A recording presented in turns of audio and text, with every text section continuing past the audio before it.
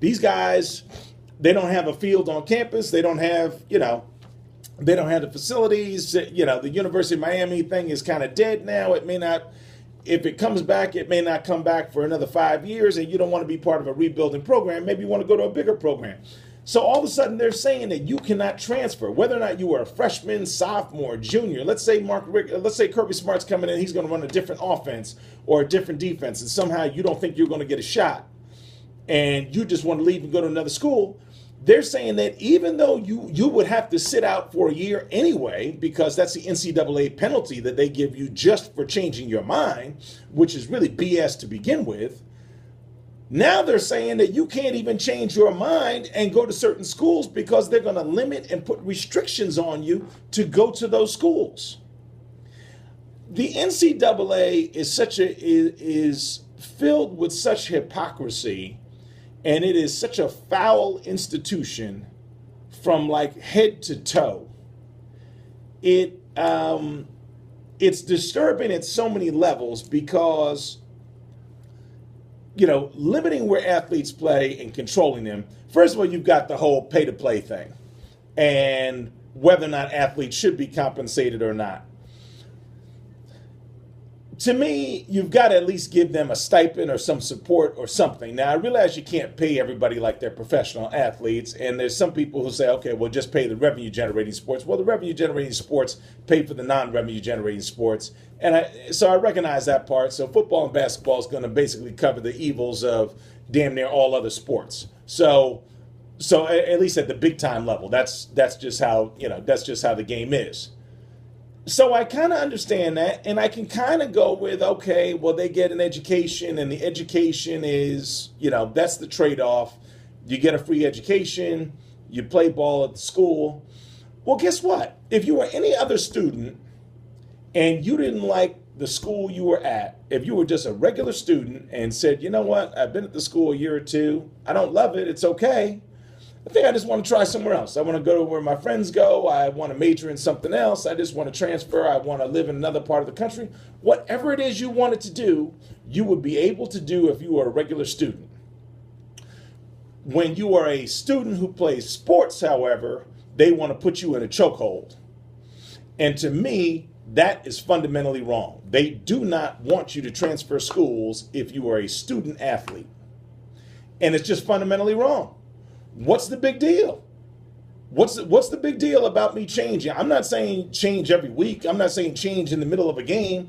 You're playing for Ohio State, in the first half, and in the second half you come out and play for Michigan.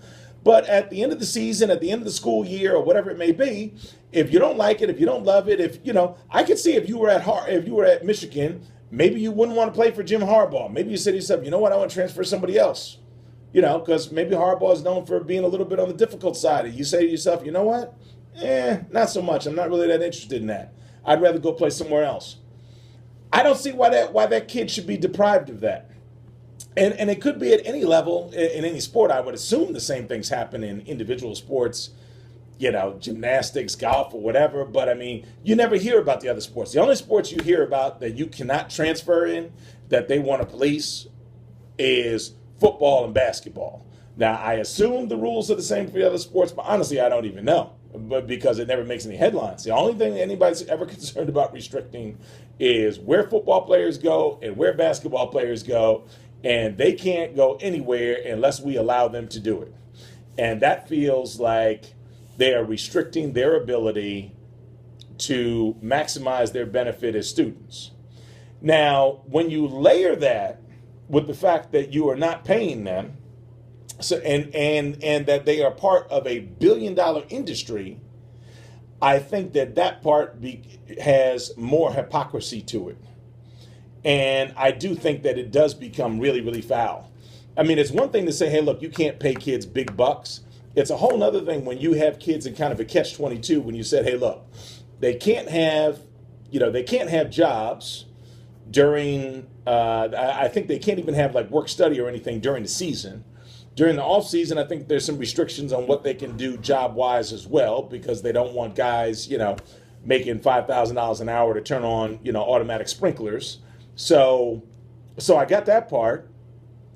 But then the question becomes, without a stipend, what do you do to just simply feed kids and just have them have a regular college experience? Let's say a regular college experience is, you know, you may want to, after your scheduled meals on campus, you may want to grab, a couple of slices of pizza at night. You may want to grab an occasional beer at night or a soda. Maybe you're up late. Maybe you're drinking coffee late, whatever it may be. If you've got no spending money and you have no ability to have a job to bring in any spending money, how do you work that scenario? Tell me how that works out for the student athlete. And then we wonder why, kids get caught in a line at a grocery store, stealing crab legs. Well, if he had a couple of dollars in his pocket to afford crab legs, maybe he wouldn't be stealing crab legs, or borrowing the crab legs, whatever he was doing with them. But I think when we limit their opportunity to make money of any sort, just to do the mere basics. What if they just want to go on a date? They want to go to the movies, whatever. What do you do with no money coming in? With no money coming in, I don't understand how you make that work. God forbid. I mean, I know there's certain parts of the country that they would not want to start to do this, and hopefully it's part of a student health plan. But what do you even do for things as basic as just condoms and basic necessities in life? It just, obviously the conversation could go a lot of different places, but it just comes back to when the kids have no money, how do they get along? How do they survive? And when the NCAA allows a coach like a Kirby Smart to come in and say, not only are we not going to pay you, but if you transfer, understanding you are obliged to sit out a year already just for transferring, now there's going to be an additional restriction on that because I am coach #world-class-punk, and I am going to limit where you can go because I don't want to play against you. And apparently, I want to control you even though I've already lost control of you because you're already leaving me. And apparently Kirby Smart has no interest in doing something real basic, which is recruiting his own players. How about just recruit your own players and build your own team and your own franchise? That's always a possibility, Coach. You could do that. That's available to you. In fact, I think that's part of the reason why they're paying you several $1 million to come in as the coach, is that they want you to go out and actually recruit. They want you to go find some players. So rather than restrict these players here, what if you actually had some charm? What if you had some swag in your game?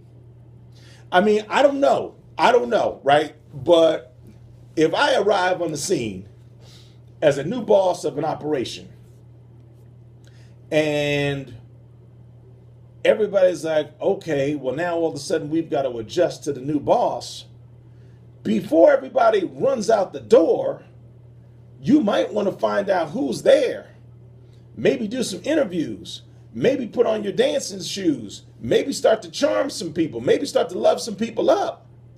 Why would everybody be running for the door? I mean, what's wrong with your reputation to begin with? Why everybody's running for the door from the jump street? You just got there and they're running for the door? And there's going to be such a mass exodus that you have to control where they go? I mean, obviously, you're not on your job. And if you know you're not charming, and you know you're not cute, sexy, or whatever you got to do in order to keep dudes in place, then you ought to have some other guys on your team who are extremely charming. So actually, Coach, you're actually an idiot. You're actually an idiot. Because if you know you got no swag and no ability to persuade people to kind of love them up and, make it sound a little sexy, hey, you're going to be here, UGA, we're going to do our thing, we're going to get back on the map, we're going to become a national powerhouse, we're going to try and take on, Nick and Alabama, and hey, we're going to be doing big things here, want you guys to be a part of it, need you guys to be a part of it, and pull at the oars and draw them in. If you don't have the ability to do that, then shame on you for not having guys on your team who could do it. But to now be trying to manage against, folks just running for the door, that's a bad look. that is an absolutely, absolutely bad look for you as as the coach of a D1 program. And I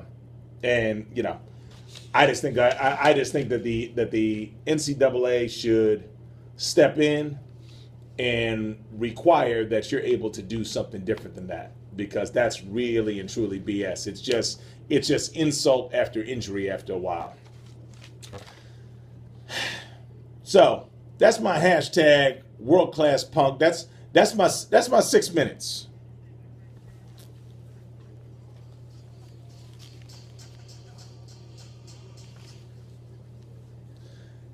Now, on to my next subject.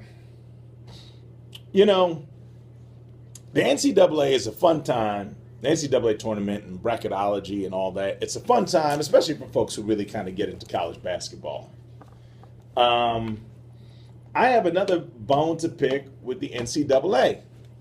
I've got a few bones to pick.